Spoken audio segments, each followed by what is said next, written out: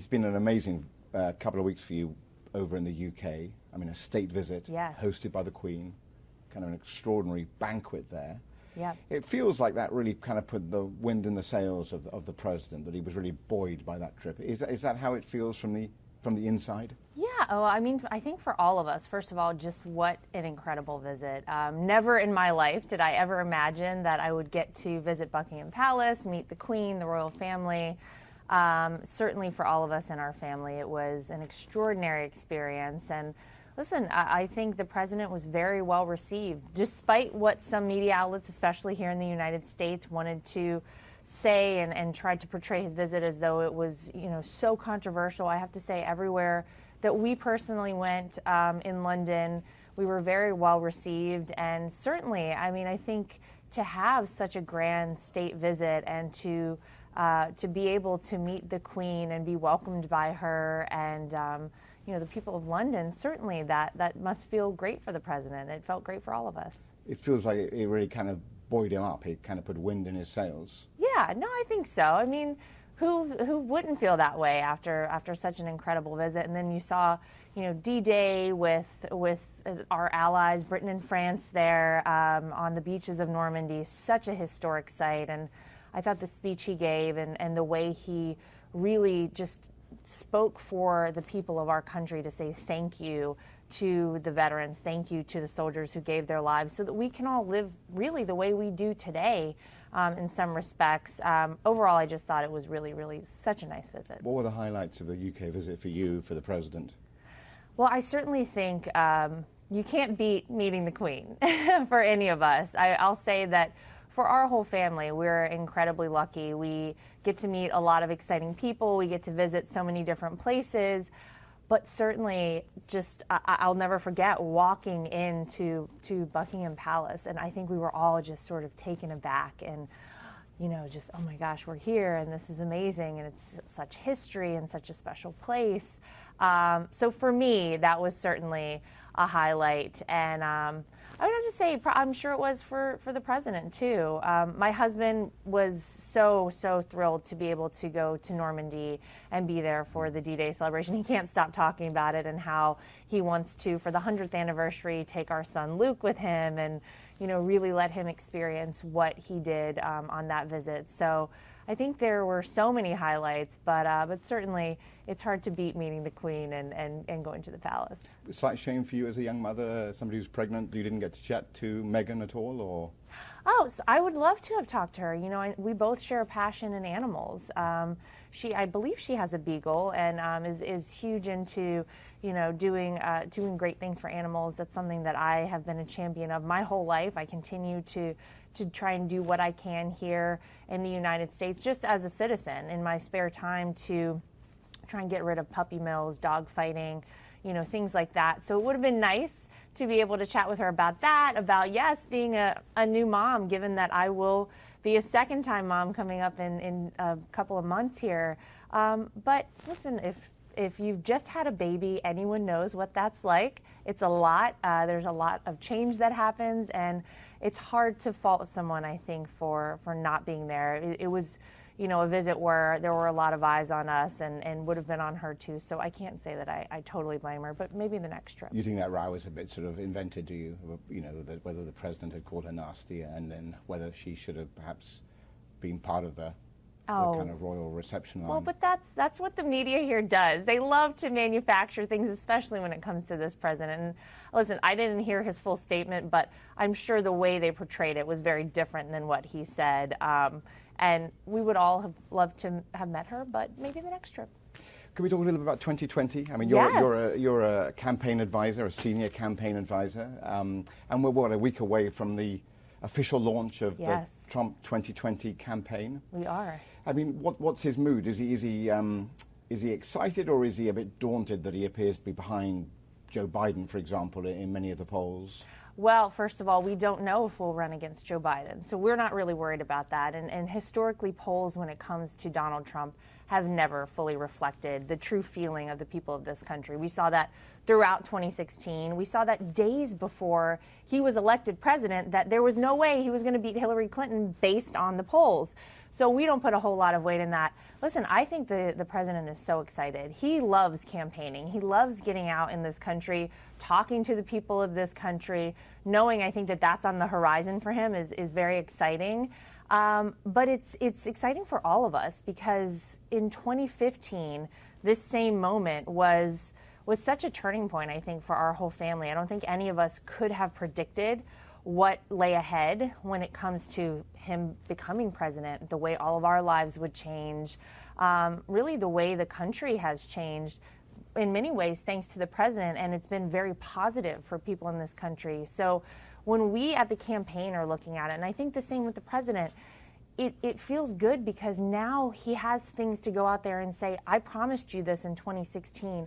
I delivered on it, and your life has changed for the better. So we're excited to get back out there. We're excited to talk to people all around this country, and certainly we're excited for our official launch on next Tuesday. Which Democrat do you fear the most personally? You're a campaign advisor. Which one are you most concerned about? I mean, it's a hard question. I feel like if you asked me that after I saw them debate, I would have a better answer for you. But really, regardless of who it is, and I know everybody keeps putting Joe Biden out there because he is right now at the top of the polls, although it's slipping a little bit for him. He's ahead of the president even in Texas. Well, but I still don't believe that. They have said those sorts of things historically when it comes to Donald Trump. The reality is the media in this country makes people feel like they can't stand up and say, I support Donald Trump. So when you're walking down the street and a pollster comes up to you and says, who do you support? People, unfortunately, and it's so sad that this is the way it is, they're afraid to say they support this president, even in Texas or wherever you might be. But they're very happy to go into a voting booth where no one can see them, where they never have to tell a soul, and vote for him because they know that he's doing great things for our country. So I never put a whole lot of weight in polls. I'll tell you, some of the greatest barometers for me in 2016 were just being out in this country, walking through an airport, being on an airplane, talking to people, all across this country in different communities. And I'll tell you, the reception that I received as his daughter-in-law when he was just a candidate, he wasn't even the president yet, was so overwhelming that I knew the media had missed something in 2016. And if you take that and then you add to it the fact that he has done so much in 2.5 years, I think it's almost impossible to beat him. So we don't worry about the polls that much. Give me a sense of the campaign, Lara. What's the campaign slogan going to be? Give me an insight. Well, I mean, "Make America Great Again" is our slogan. I think it's going to stick. I mean, unless the president changes his mind, that's our slogan.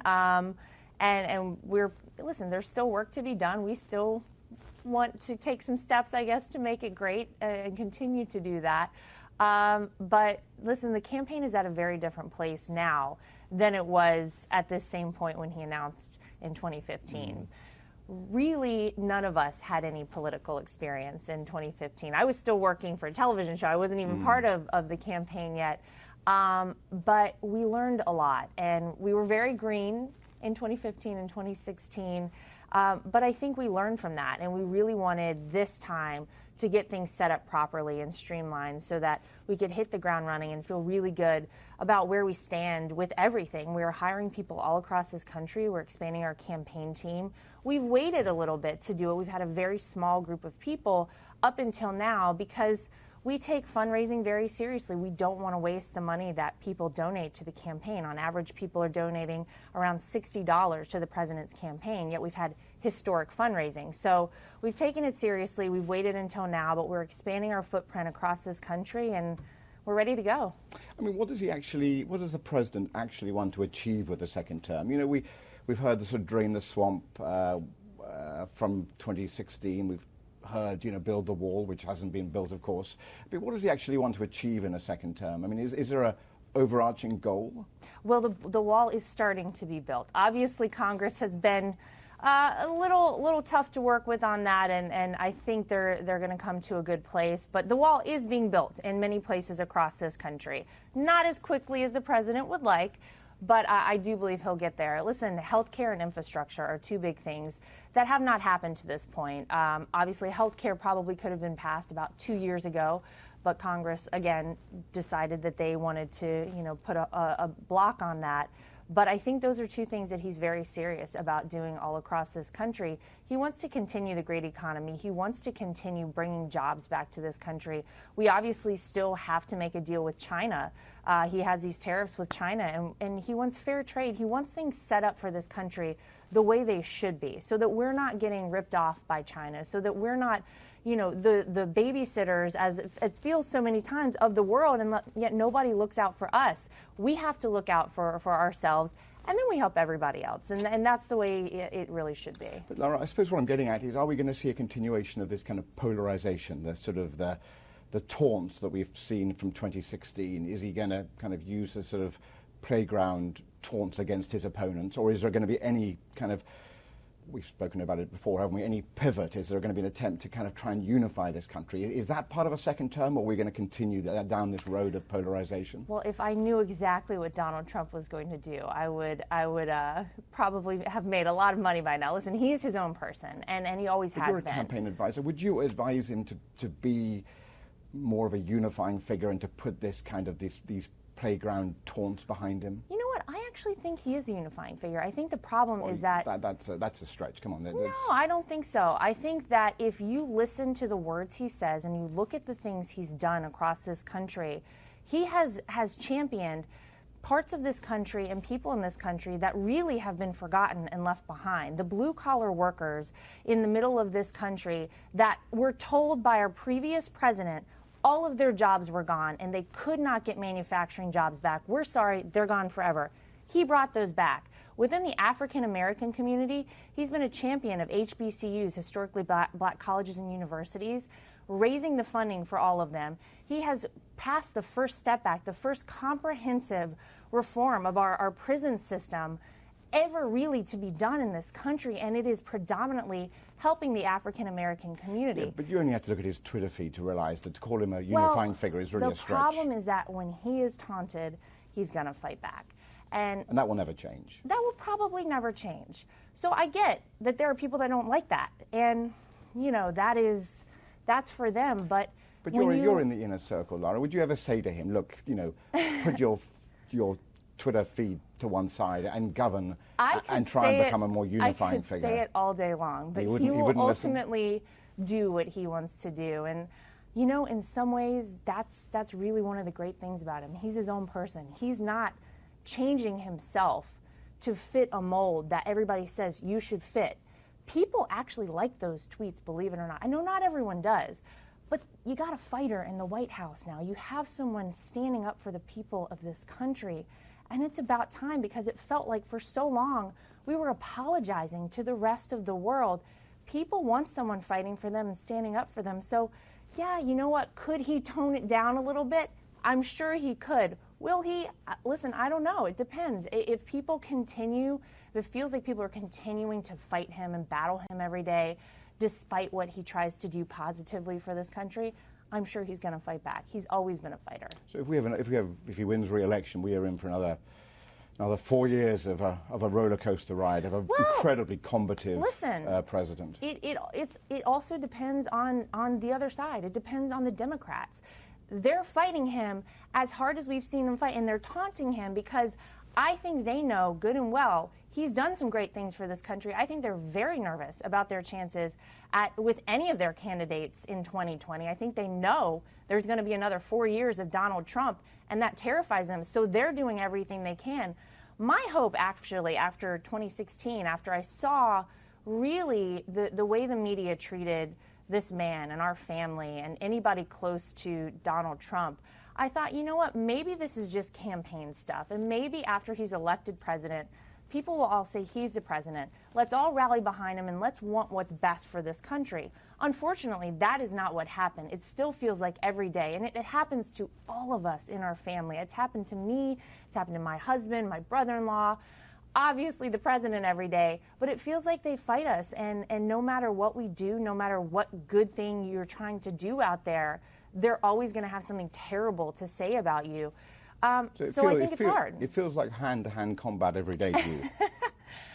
I mean, I wouldn't say it's that bad, but it certainly feels like we have to fight for ourselves. We have to fight for this country. And listen, it would be very easy for the president, I'm sure, to give in and try and be the person that, the mainstream media suggests he should be, but he'll never do that. That's not him. I mean, on Capitol Hill, lots of Democrats are now accelerating talk about investigations and even impeachment. 59 Democratic lawmakers talking about impeachment now, supporting it. How stressful, how much anxiety is that causing the president and the family? It doesn't really cause us anxiety at all, because what are they impeaching him on? I mean, the reality is, we all know, the president knows, nothing nefarious happened with our campaign in 2016. He didn't do anything wrong. They are constantly salivating, looking for something, anything they can find to take him down. I don't think they have anything. And if they do, it would have come out by now. So it really doesn't worry us at all. I think it's just a lot of talk. And again, it's probably the only strategy they have, because when you look across this country at the things he's done and he's really accomplished for people, it's going to be hard to run against that for them in 2020. Counterintuitively, as a campaign advisor, would you welcome impeachment proceedings on the grounds it would galvanize your base, that it would maybe offend and alienate the middle ground? No, not at all. I mean, as an American, I think what a horrible thing for a country, for people just purely based on politics to try and impeach our president. He's a president for every single person in the United States. I would never want to see that happen. I think it would be a terrible thing, and quite frankly, shame on people for even considering that when nothing has happened that would ever warrant such ridiculous accusations and investigations. I mean, some Republicans have said that impeachment proceedings would basically secure Trump a second term. Maybe it would, but I'll tell you my opinion as an American citizen, as somebody that loves this country, that believes in the system we have here. I would never want to see that. I think it would be awful. I mean, you've spoken about how the president's sort of, combative mood is unlikely to change. I mean, he's 73 on Friday. Is there any part of the family that says, look, one term would be fine and come back here to Trump Tower and enjoy the grandchildren and call it a day? Yeah. Is there any part of you that wishes that this extraordinary political adventure, this ride, would end? Well, I think for all of us, it will be, I don't want to say it'll be a relief in a way when it's all over, but it'll certainly be easier for all of us. That said, I look at what he's been able to do in 2.5 years, and I think about what could be accomplished with 8 full years in office. And no, I want him to keep fighting. I mean, quite frankly, the fact that there are people out there that I think are fighting him so bad, so hard, and in such ridiculous ways, it almost makes him want to keep going, even if he thought for a second about not running for a second term. It makes him want to fight even harder, and really it's for the people of this country, and it will never get old, even here in Manhattan, walking down the street and having people say, tell your father-in-law to keep fighting, tell the president we love him. It happens way more often than you would think, even here in the very liberal city of New York City. And every time we all go across this country, to hear from people how happy they are that Donald Trump is in office, how their lives have changed, how they have a full instead of a part-time job, or things are so much better for their family.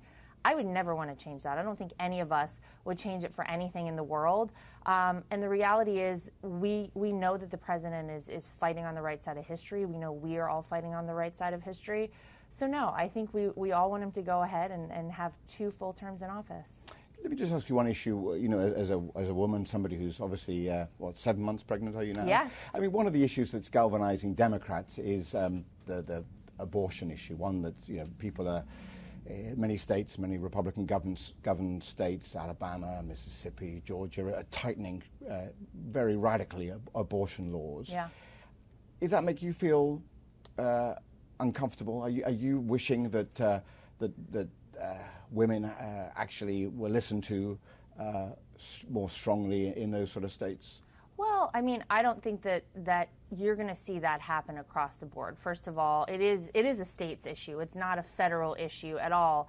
I think what it's in reaction to, quite frankly, is the fact that Democrats were proposing 40-week abortions, infanticide, things that even the staunchest Democrat, I think, would find it Sure, but very these are hard states to that get behind. that are looking at or have outlawed abortion, even in cases of rape and incest. Does that not make you feel that the parts of America are going in the wrong direction? You know, you're socially more liberal. Does that not make you feel uncomfortable? Well, what I'll say is that it's a very personal thing, I think, and everybody has there's shades of so many gray here when you're talking about abortion. I don't think there's a hard and fast answer, but I'll tell you that as a woman who is 7 months pregnant, who already has a child, when you go in at 6 weeks and you can see that there's a heartbeat and you can see that there's a life inside of you, it changes your mind in a way on many things. And I certainly had that experience. I think my husband had that experience.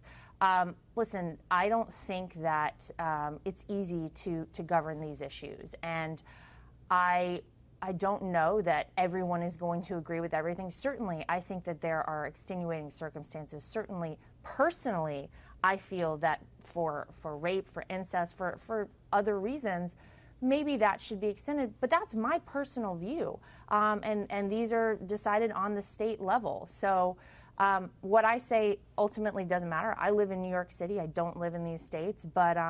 But it's very hard. It's very personal, and I think everyone has a different experience with it. Wonderful. Lara, thank you so much for talking to us. We really appreciate Thank that. you.